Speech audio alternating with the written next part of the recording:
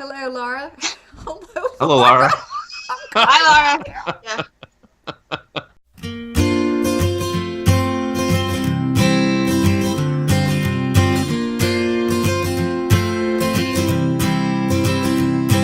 Hello, everyone. Laura here with Joyful Miles, a channel that is all about inspiring others to enjoy life 1 mile at a time.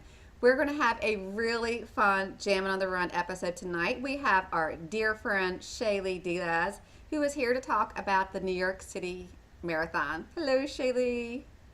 Hi. And as usual, we always have Megan. Hello, Megan. And we have Rob, who I want to throw a quick congratulations to. You just put up, what podcast number are we at again? 5, Five. Okay. Yes, we do. depending on when you watch this. We now have a podcast. We're getting there. Getting there. We're getting there. But I think for now we have some comments, right, Laura? We have some from our YouTube channel. First of all, thank you to TKS Baskets for your well wishes on my injury. I appreciate it. We have a message from Marius, who has and I hope I'm saying this correctly, a cuboid stress fracture. He received it last May, and he is still not at full form. And dude, that sucks. I am really sorry to hear that, and we are all going to be praying and hoping for your full recovery so you can get back and get that sub-4 marathon time that you want. Fantastic. So let's talk New York City Marathon, and this is one that I'm really excited for. I was originally actually entering the lottery to do this one this year, and had to withdraw at the last second because my wife is going to have a baby right beforehand, so that wasn't going to work out too well. But it is one that I'm considering doing again next year to try to get into. So ShaeLee, very interested to hear your take on this year. Now you are a New York native. That's okay. We like you anyway. Oh my goodness! Wow, it is a rough crowd. So tell us a little bit about yourself. Just a little quick blurb, a little bit about your running history. I have been running for 5 years now. Yep, 5 years. And kind of started after some bad things happened in my life, and I guess at that point I was kind of in a funk, and I knew that they had the Princess Half Marathon, and I asked my husband, hey, you know what, why don't we do that? And he was like, sure, so we trained. I think it was maybe in September of 2011 that we signed up for it, and the race was in February of 2012. So that was my first intro into racing. I mean, I hadn't done anything like that, and then my first race was a half marathon. So we finished that. Soon after that, we dove straight in. I said, come on, let's do the Disney Marathon. We did that in 2013, Goofy in 2015, and then marathon weekend this year with you guys doing the 5K and the 10K. So, but I do a lot of local races, and I also have a local running group that I'm a part of. And so it's been great. It's been great. It's a love-hate relationship. I think we would all agree with All that. of us. Yeah. I think we'd all agree with that. Talk to me a little bit about what you went through training-wise to get yourself ready, both mentally and physically, for New York. Because I kind of followed your story a little bit, and I was exhausted from everything you were doing. So, Well, this summer I actually incorporated Track Tuesdays into my workout. And with some of the girls from my local running group, we would go to the track together Tuesday morning. I think we were there at 6 a.m. in the morning. Ooh. And, every week it was a girl named Jennifer. Every week Jennifer had a different workout. Whether we were doing, 1800s, 4 of those, or 400s. I would do 16 of those, and I was timing myself. And then with that, I also incorporated a lot of hill training this summer. And the local group that I run with, it's the Selden Hills Warriors, and it's this group of hills in Selden, New York. They're called the Seven Sisters, and the altitude it's crazy. So the hills are really, really steep.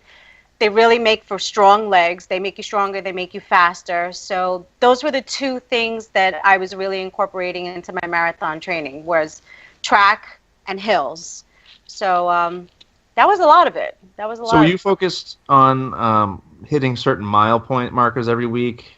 Did you have any sort of a structured training in that regard? I did. I was following a simple plan. I was running about 3 to 4 times a week.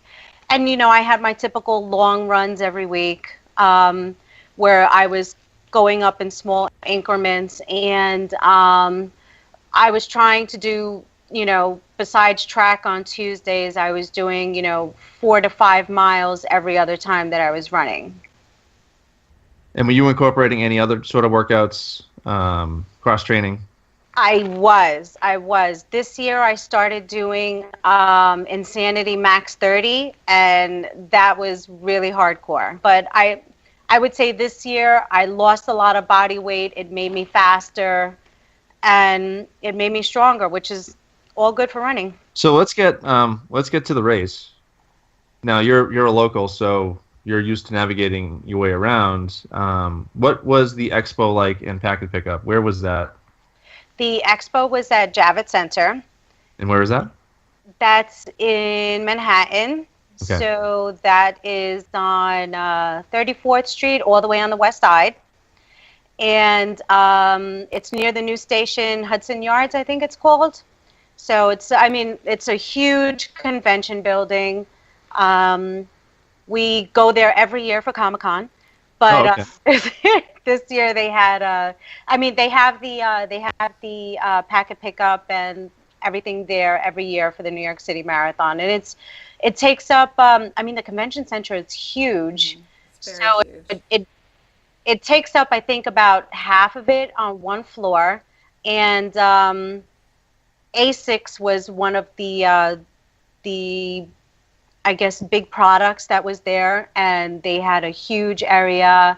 They had places for the stick, you know, your typical places to pick up your GU, your goos, and you know, your chews and stuff like that. Stuff to buy, all sorts of T-shirts, things to do, pictures to take. It was good. Nice. Okay, so morning of the race, what time did you have to get there? And what time were you starting? The New York City Marathon has 3 waves.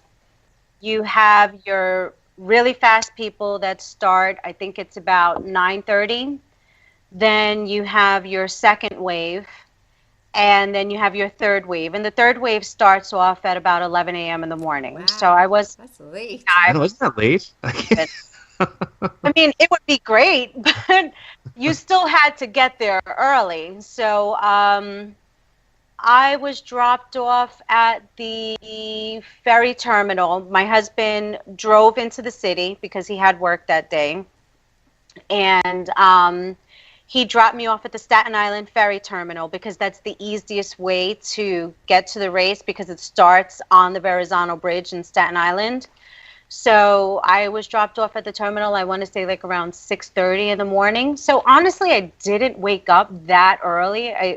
It was probably 4 a.m. that I woke up, kind of did, you know, all of your runner things, eat a little bit, make sure you poop, you know, that good stuff. Now I have to ask her that later. So I was going to say, it's stealing Laura's question here.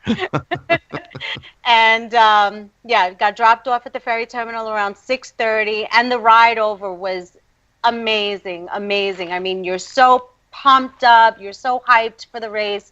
You're on the ferry. It's cool. It's crisp in the morning. You're passing by the Statue of Liberty. It's amazing. It was a cool experience getting to the start. And then Starters Village is huge. They have within the waves, they also have color-coded corrals.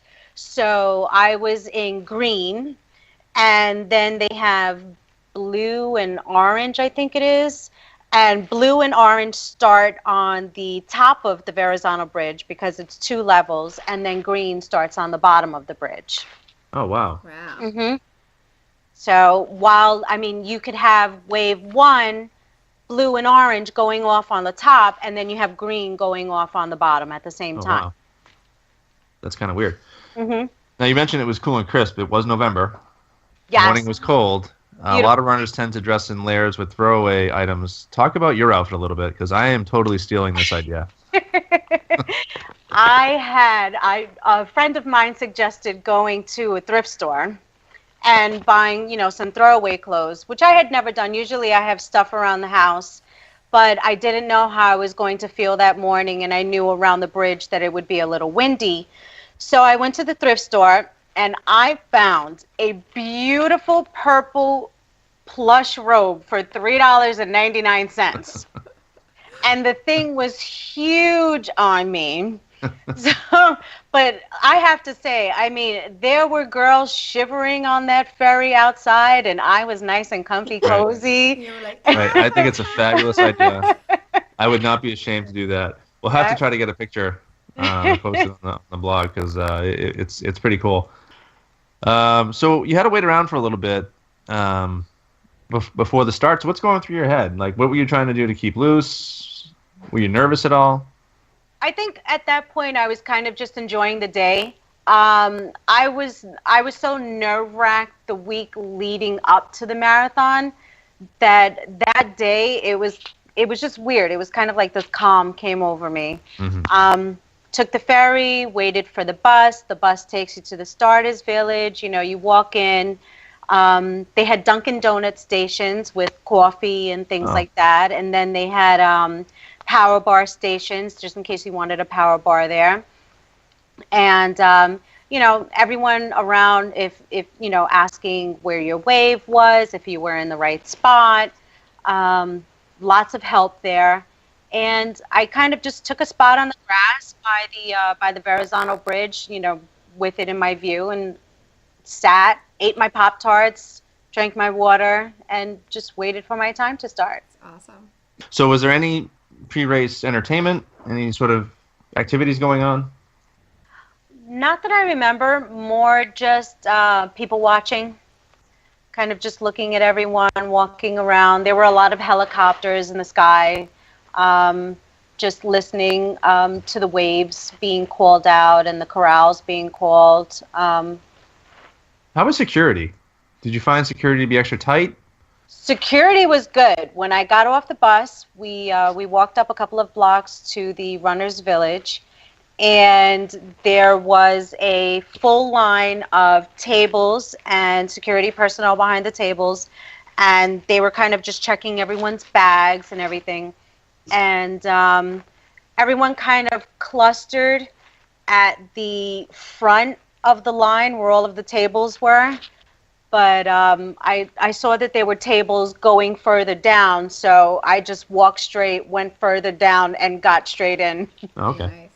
So the way you were able to qualify or get into New York City Marathon was because you had committed, you made a huge time commitment to run a lot of races, as well as volunteer, if I'm correct, right? So, you put, when we talk about how you were able to get in, because I know it's a lottery per se, but you were able to, you donated some of your time to serve as a volunteer during several of the local races in New York, but also you committed to running a number of them, because I was following along, and I know there were some that you were concerned based upon how you were feeling, whether they're going to work, but you were committed to doing it come, one way or the other, you were going to run the races. So do you want to talk about that a little bit? Because Sure. I think it's pretty relevant. Yeah, well, there are two ways actually there are three ways for you to get into the New York City Marathon. The first is to qualify on time, and apparently I don't do that. The second is to get in through the lottery, and if your name is called, you get to enter into the marathon. And the third is through the 9+1 program. Now, New York Road Runners Club is the organization that handles the marathon every year. And the 9+1 program is you run 9 of New York Road Runners races, and you volunteer at one of their races. And then that gives you guaranteed entry into the New York City Marathon for the next year. So I did the 9+1 program in 2015, which gave me guaranteed entry in 2016. That's really unique. I don't think I've ever heard of anything like that. Have you guys? No, and that's why I just thought it was a really neat program. It really keeps things local and brings a lot to the community and the different road races that are being done. Yeah. And the race, what kind of distances are the races? Are they mostly 5Ks, 10Ks, halves? New York Roadrunners has everything from 5Ks, 10Ks. There's an ultra marathon. They have half marathons. They have some really fun races. They have Japan Day 10K. There's a women-only half marathon. The Moore half marathon. Then there's the Oakley mini marathon, which is a 10K in June. I think I had done, there was another half marathon that I had done in January, which was the Fred LeBeau half marathon. And that day, I think it was 17 degrees at the start. Plus, they also have their borough challenge, which is really cool because there are 5 boroughs in New York City. There are 5 borough races. So you have the Fred LeBeau in January. You also have the New York City Half Marathon in March, the Brooklyn Half Marathon in May, the Queens 10K in June, then the Bronx 10 Mile in September, and the Staten Island Half Marathon in October. And that's the last one. Oh. And the New York City Half Marathon is it's another big race, but this one's just within Manhattan.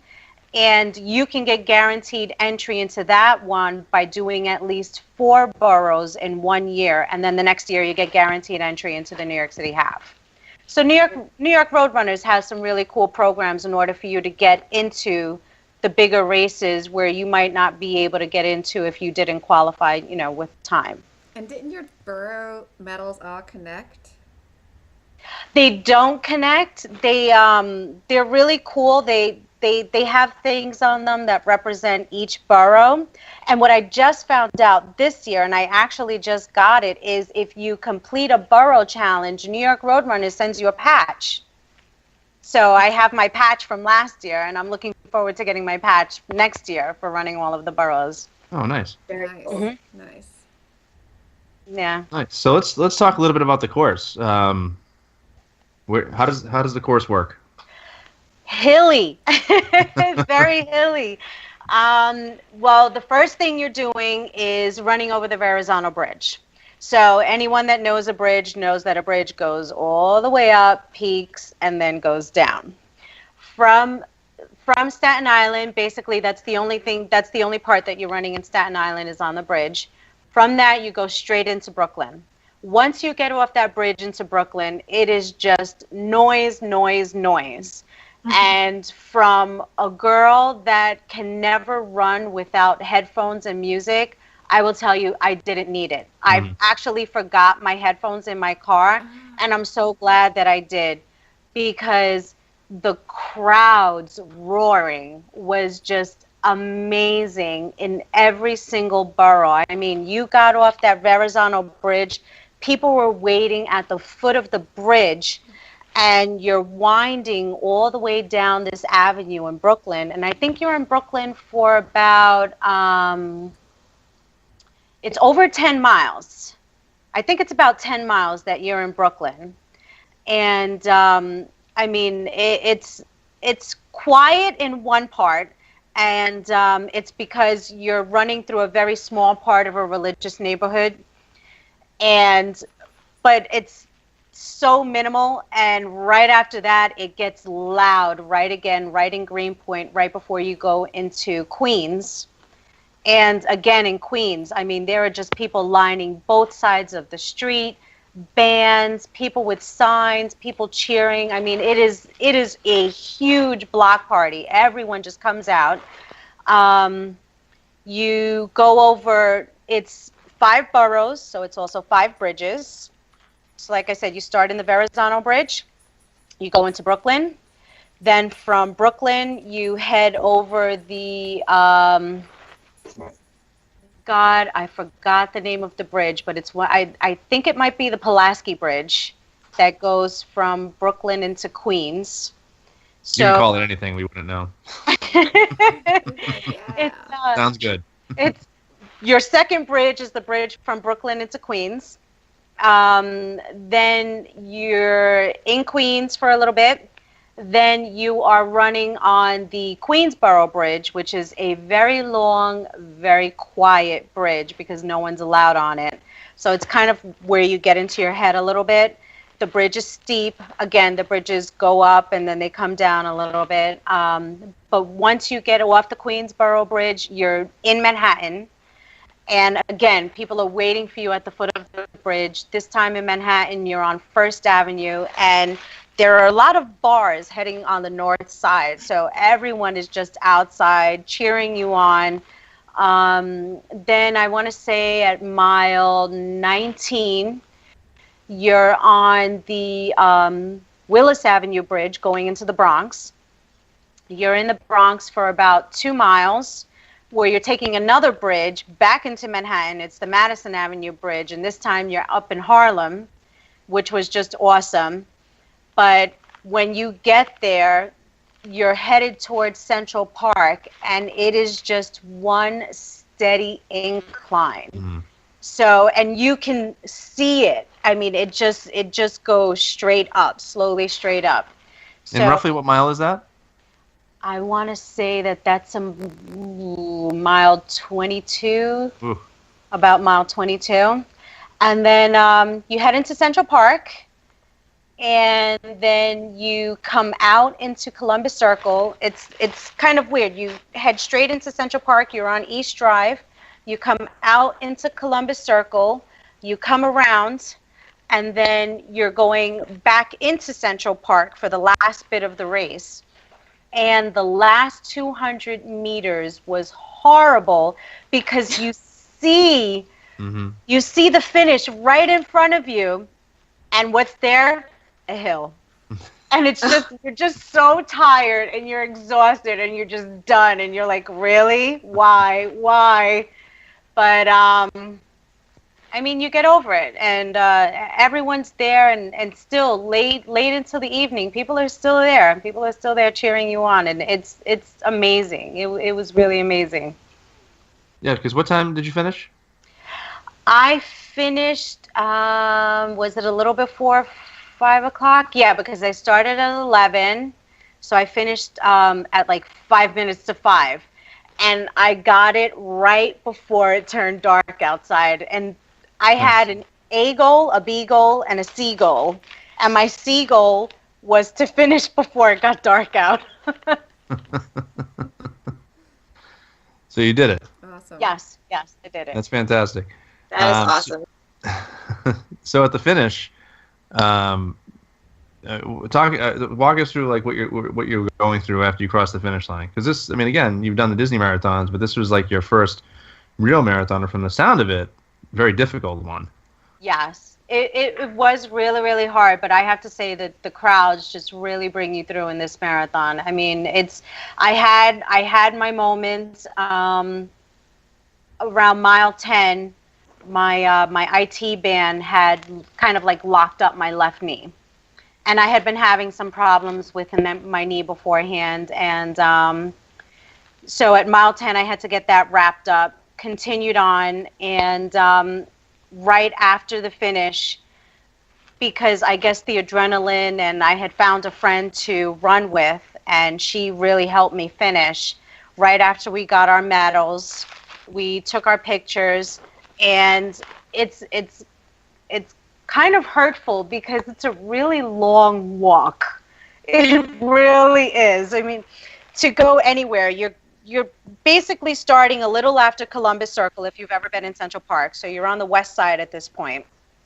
And you're on, I want to say, around 60th Street. And the medic tents are kind of like at, almost 70th Street. So it's like they're really making you walk. Mm. But right after you get your medal, they have on both sides, your water, your apples. There's a really nice bag that they give you, a clear plastic bag with everything in it. I think I had a protein shake, maybe a protein bar and some stuff in there for me. And then I headed towards the medic tent, got some more ice on my knee. And after that, the really cool thing is if you decided not to check a bag, you get a marathon poncho. And if you get the poncho, not only do you get out of the park earlier, but it's really, yeah, because if you have to go pick up your bag, you're walking about another 3 to 5 blocks. Oh. So they're really letting you out farther north in the park. But if you ever do the New York City Marathon, have someone hold your bag and pick the race poncho option, because the race poncho is amazing. That's a great tip. I've used it twice since the race. Nice. That's a great tip. So I know Laura's probably itching for it. Let's see the medal. About time. Got to see the bling. Beautiful. Oh, that's great. Gorgeous.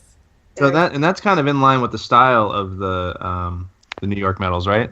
Mm-hmm. Yep. Yes, and actually I think this was the 40th running of the marathon. Oh, cool. So now that you finished it and you did it, would you do it again? Definitely. I am hoping to get into the lottery this year, but if not, I'm going to try and do the 9+1 again so that I can run it in 2018. Sure. But since my husband's a police officer, there is an NYPD running club, and we're kind of hoping that maybe if we get into the running club that there may be some sort of availability for us to get into the marathon again. Oh, nice. That'd be really cool. I plan on entering the lottery this year and doing it. When do they have that? When does the lottery open up, guys? It opens up at the end of January. Okay. Mm-hmm. And I think it goes till end of February, March, early March. ShaeLee, how much does it cost? Oh, it was about $220 to $230, I think it was. Yeah, it was an expensive one, but the race poncho is totally worth it. Yeah, but that race poncho. I want that poncho. That race poncho. Okay, so Rob, if I'm running by then, I will enter the lottery too. All right. Okay. Megan? And Megan's going to be there too.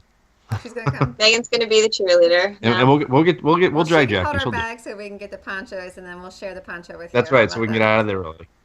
See? So that is going to wrap it up for this episode. But thank you so much, ShaeLee. Always a pleasure chatting with you.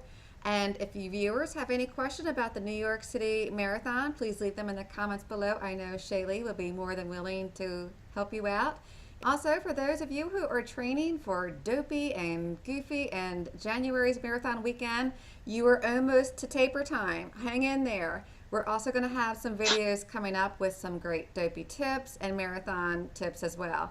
Until then, thanks for watching. Hit the thumbs up, please subscribe, and happy running. Have a joyful day. Bye.